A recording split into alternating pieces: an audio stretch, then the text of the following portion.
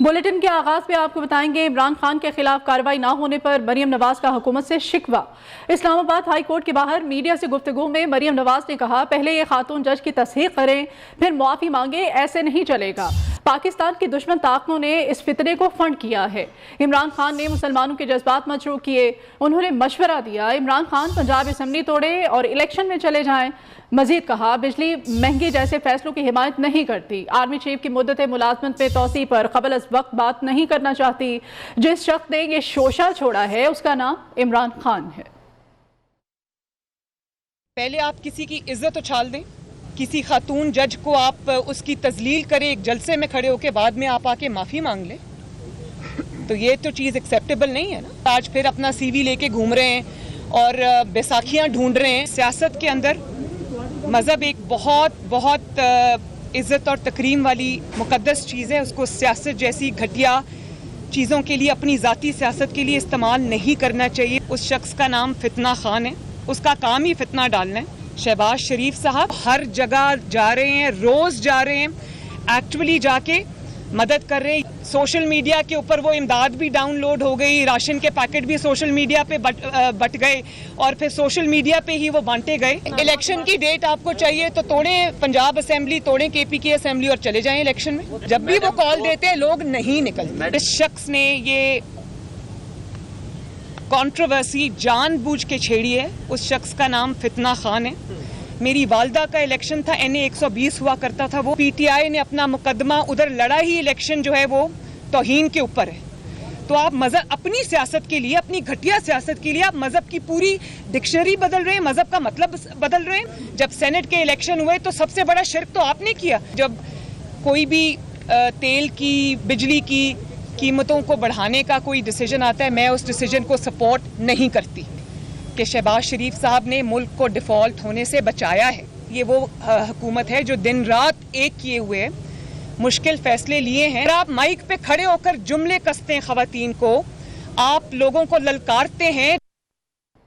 Islamabad high court ने एमन field reference पे मरियम नवाज और कैप्टन सफ्तर की अपीलों पर समाअत 20 सितंबर तक के लिए मुलतवी कर दी। मरियम नवाज के वकील अमजद परवेज ने अदालत में दलाइल दिए। रॉबर्ट क्लिफ ट्रस्ट डीड के वाहिद गवाह है। नैब के शवाहिद में वाहिद चीज रॉबर्ट रेटले की रिपोर्ट थी। एक एक्सपर्ट की राय को इस केस में बुनियादी शवाहिद के तौर पर लिया गया। एक्सपर्ट की राय कभी भी बुनियादी शहादत नहीं होती। महज एक एक्सपर्ट की राय पर सजा देना महफूज नहीं होता। कैलबरी फॉन्ट की तारीख से कोई इनकारी नहीं। प्रोसिक्यूशन कहती है कि कैलबरी फॉन्ट इस तारीख पर नहीं था जब ये मुआहिदा हुआ। अदालत ने इस्तफसार किया, अगर इन दस्तावेजात से कैलबरी फॉन्ट को निकाल दें तो दस्तावेजात तो आप मान रहे हैं। वकील अमजद परवेज ने कहा, कैलबरी फॉन्ट को अगर निकाल दें तो केस रहता ही नहीं। इस्लामाबाद हाई कोर्ट में इमरान खान के खिलाफ दहशतगर्दी का मुकदमा खारिज करने की दरखास्त पर समाअत हुई। अदालत ने इस्तफसार किया, ये कोई मामूली दफा नहीं है। इस तकरीर के बाद क्या IG के ऑफिस पर हमला हुआ या IG को किसी ने कुछ कहा? दरखास्त गुजार ने गलत तकरीर की, मगर ये 780A का मुकदमा नहीं बनता।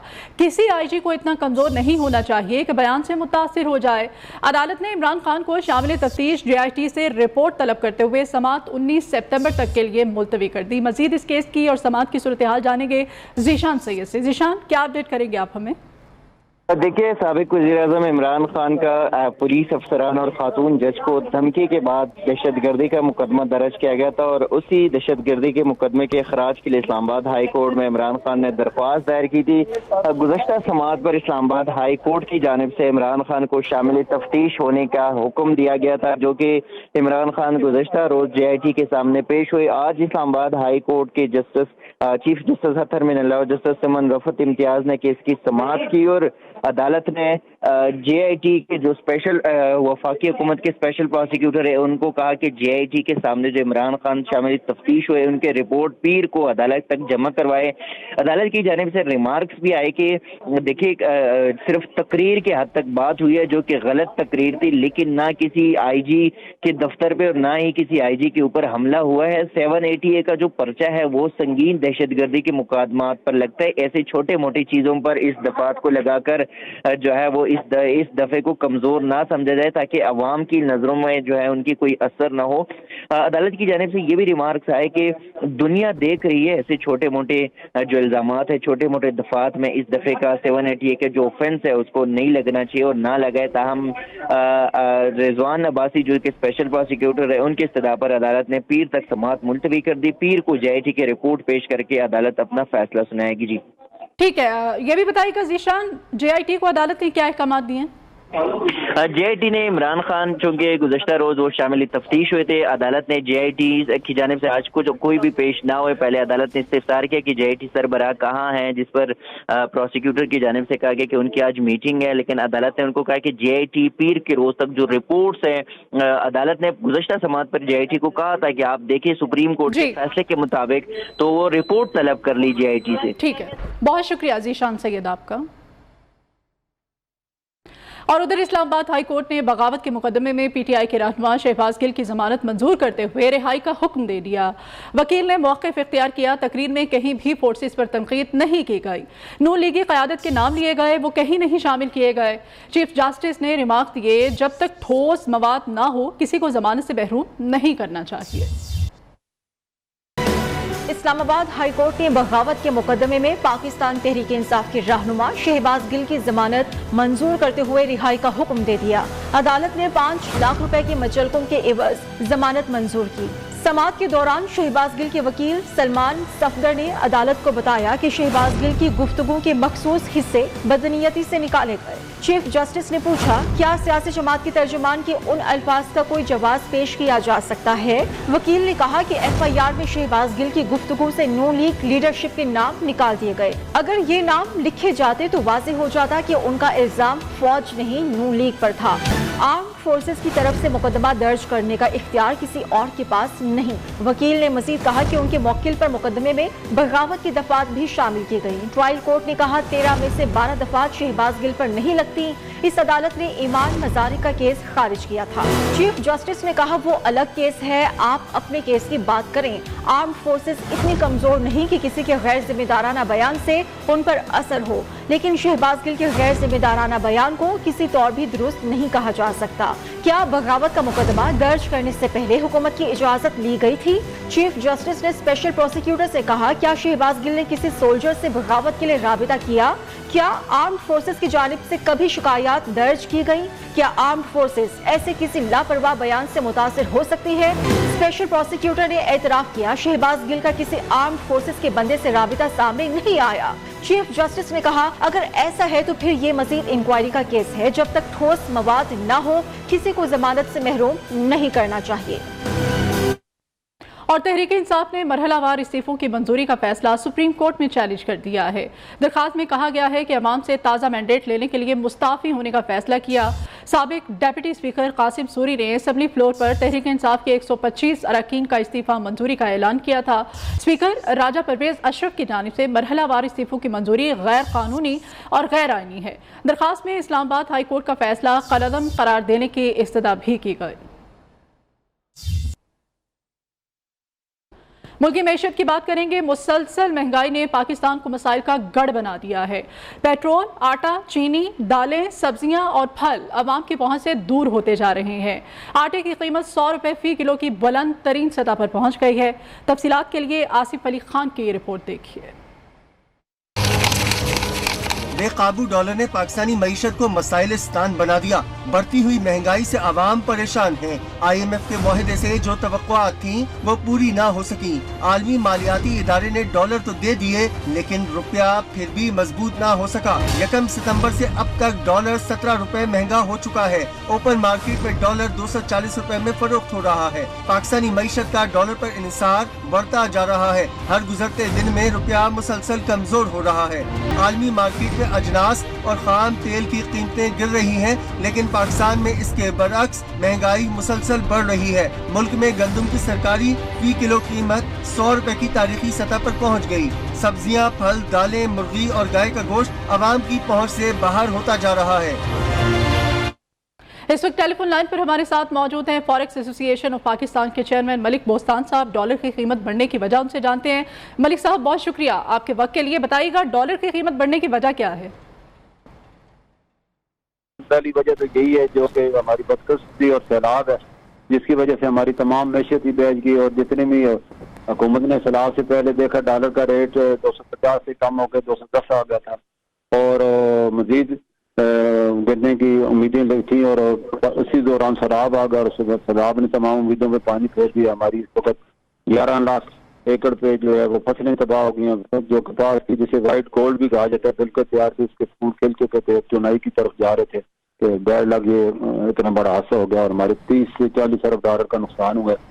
اور حکومت کو امپورٹ لوگوں کو بحال کرنے کے لیے، متاثرین کے لیے، غذا کے لیے، ایون ہمیں پیاز تک اور ٹماٹر تک امپورٹ کرنے، سب پہ ڈیوٹیاں فری کی ہیں، جس کی وجہ سے انٹر میں امپورٹڈ لسنگ کا زور بڑھ گیا اور بہت زیادہ امپورٹ ہو رہی ہے، اور اس کے ساتھ ایکسپورٹ بالکل رک گئی ہے۔ جو ہماری کپاس ایکسپورٹ ہونی تھی، یا جو چاول یا گندم یا باقی چیزوں کی بھی امیدیں اب دم توڑ چکی ہیں، کہ پتہ نہیں کتنی اپنی پوری بھی ہوتی ہیں، یہ زیادہ منگوانی پڑیں گی۔